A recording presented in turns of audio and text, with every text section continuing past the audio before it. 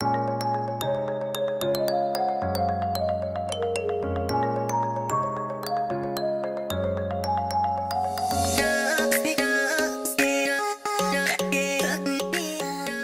everyone, welcome to Sujithaeasycooking. இன்னைக்கு நம்ம பார்க்க போறது கேரட் கேக் எப்படி பண்ணலாம்ன்றதை பார்க்க போறோம்.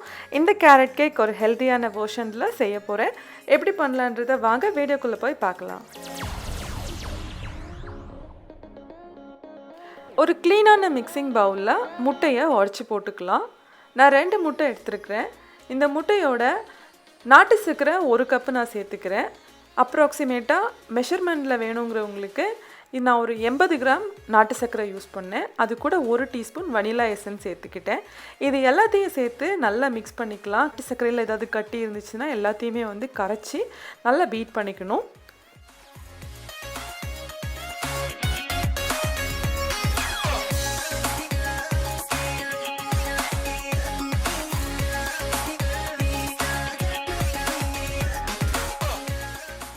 முட்டையும் நாட்டு சர்க்கரையும் நல்லா பீட் பண்ணி எடுத்ததுக்கு அப்புறமா ஒரு அரை கப்பு எண்ணெய் சேர்த்துருக்கிறேன். அதாவது ஒரு 50 ml மெஷர்மெண்ட்டில் சொல்லணும்னா 50 ml எண்ணெய் சேர்த்துருக்கிறேன். எண்ணெய் சேர்த்து நல்லா கலந்து விட்டுக்கணும்.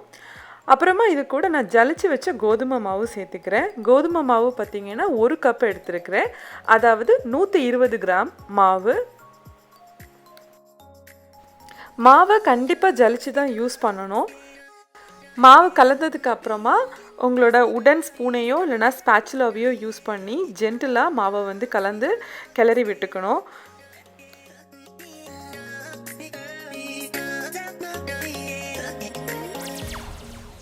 அது கூடவே 3லேருந்து 4 டீஸ்பூன் பால் சேர்த்துருக்குறேன்.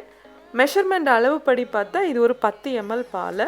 இதையும் சேர்த்து மாவோடு நல்லா கலந்து விட்டுக்கணும்.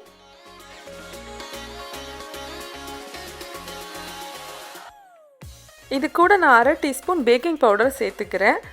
நீங்கள் மாவு ஜலிச்சு சேர்க்குற நேரமே பேக்கிங் பவுடர் சேர்த்தாலும் சரிதான்.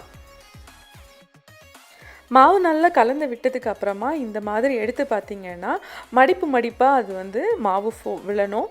மடிப்பாக விழலைன்னா நீங்கள் வந்து கொஞ்சமாக இன்னும் ஒரு 10 ml மாதிரி பால் சேர்த்து கலந்து இந்த மாதிரி செக் பண்ணிக்கலாம். இப்போ இது கூட நான் வந்துட்டு 2 கப்பு துருவின கேரட் நான் சேர்த்துருக்கிறேன். 2 முழு கேரட்டை ஒரு 150 கிராம் கேரட் எடுத்துருக்கிறேன். இது எல்லாத்தையும் நல்லா சேர்ந்து கலந்து விட்டுக்கலாம். இந்த கேக்கோட டெக்ஸ்சர் பார்த்திங்கன்னா ஸ்பாஞ்சியான டெக்ஸ்சர் இல்லை, இது வந்து புட்டிங் டைப்பாக இருந்துச்சு. ஆனால் டேஸ்ட்டு ரொம்ப நல்லா இருந்துச்சு. பார்க்குறதுக்கு சாக்லேட் கேக் மாதிரி இருந்துச்சு. பேக்கிங் பேனை வந்துட்டு நான் வந்து க்ரீஸ் பண்ணிக்கிறேன். பட்டர் இல்லைனா எண்ணெய் போட்டு க்ரீஸ் பண்ணிக்கணும்.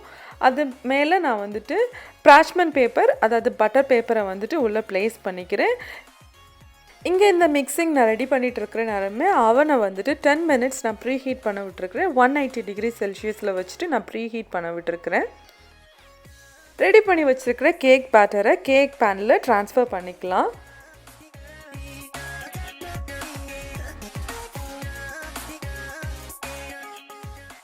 கேக் பேட்டர் எல்லாத்தையும் ட்ரான்ஸ்ஃபர் பண்ணி முடிச்சதுக்கப்புறமா இந்த மாதிரி டேப் பண்ணிக்கணும். இந்த டேப்பிங் வந்துட்டு உள்ளுக்குள்ளாடி ஏர் பபிள்ஸ் ஏதாவது இருந்துச்சுன்னா அதை வந்து ரிலீஸ் பண்ணும்.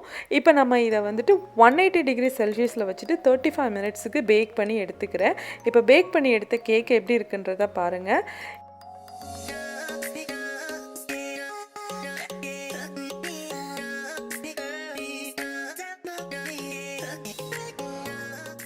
கேக் ரெடி ஆயிடுச்சா அப்படின்றத வந்துட்டு இந்த மாதிரி டூத் பிக்கை குத்தி பார்த்து தெரிஞ்சுக்கலாம். டூத் பிக் குத்தி எடுக்கிற நேரம் க்ளீனாக வந்துச்சுன்னா கேக் ரெடி ஆயிடுச்சுன்னு அர்த்தம். அதே நேரம் அதில் மேலே ஒட்டிட்டு வந்துச்சுதுன்னா அது இன்னும் ஒரு 5 நிமிஷம் வேக விடணும்னு அர்த்தம். 5 நிமிஷம் அதே மாதிரி 180 டிகிரியில் வச்சு பேக் பண்ணி எடுத்துட்டோன்னா சரியாக போயிடும். நல்லா கூல் பண்ணிவிட்டு இந்த மாதிரி டின்லேருந்து வெளியில் எடுத்துக்க வேண்டியது தான்.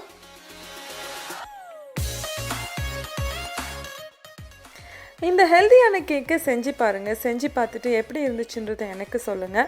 இந்த ரெசிபி உங்களுக்கு பிடிச்சிருந்துச்சுன்னா இந்த வீடியோவை லைக் பண்ணுங்கள், ஷேர் பண்ணுங்கள், கமெண்ட் பண்ணுங்கள், மறக்காமல் சப்ஸ்கிரைப் பண்ணுங்கள். கூடவே கிட்ட இருக்கக்கூடிய பெல் ஐக்கனை கிளிக் பண்ணிக்கோங்க. ரெகுலராக என்னோட நோட்டிஃபிகேஷன் உங்களுக்கு வர்றதுக்கு.